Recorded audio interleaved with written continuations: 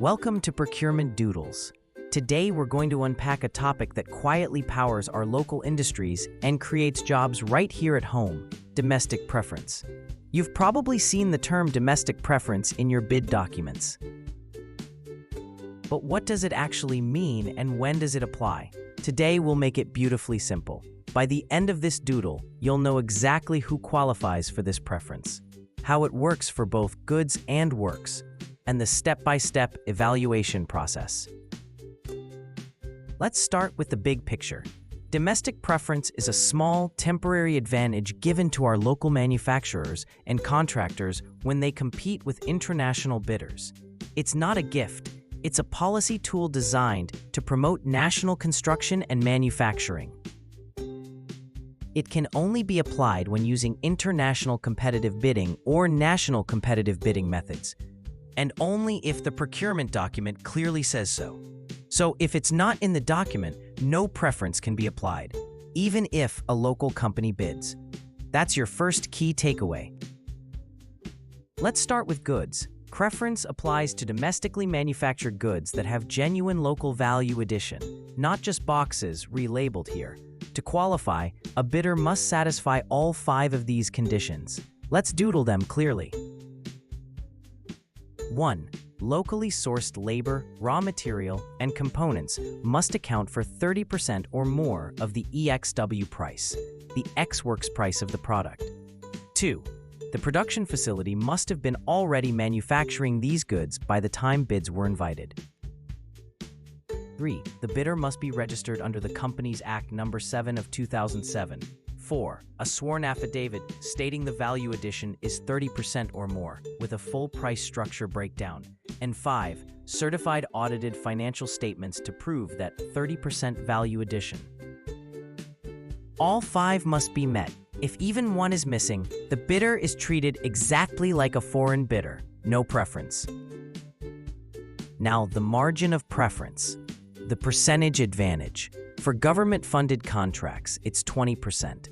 For foreign-funded projects, it's usually less than 15%, exactly as stated in the loan agreement. Here's where it gets practical. First, separate all bidders into 2 groups: those entitled for preference and those not entitled. Group 1, local goods with 30% or more value addition.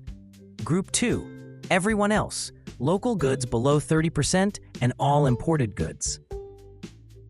Now, for every bid in the not entitled group, add the preference margin to its evaluated bid price.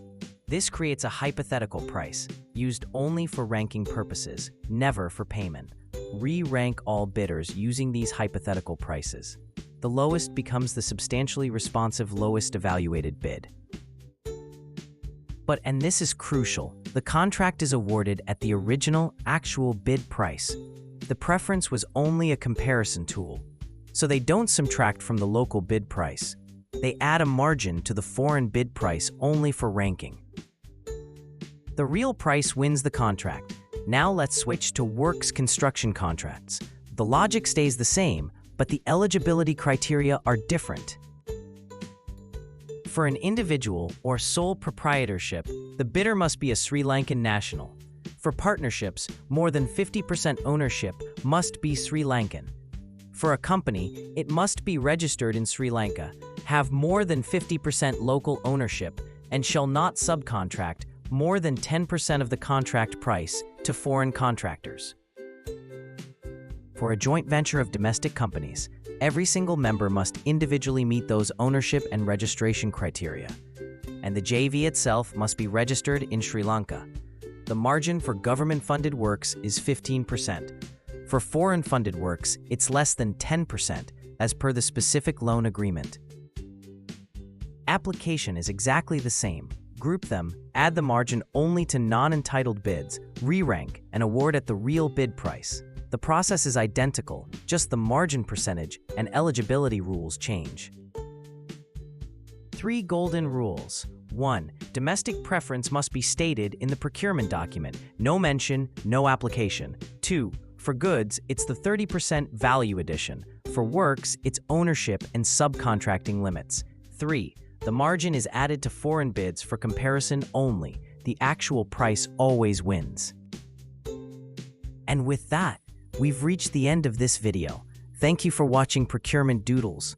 We'll meet in another video soon. Stay tuned and keep doodling your way to clarity. Hey, if you want to never miss a future upload, hit that red subscribe button, then click the bell icon right next to it. From the pop-up, choose all notifications. That way, every time we drop a new video, you'll get an instant alert. Let's grow together. Subscribe and turn on the bell now.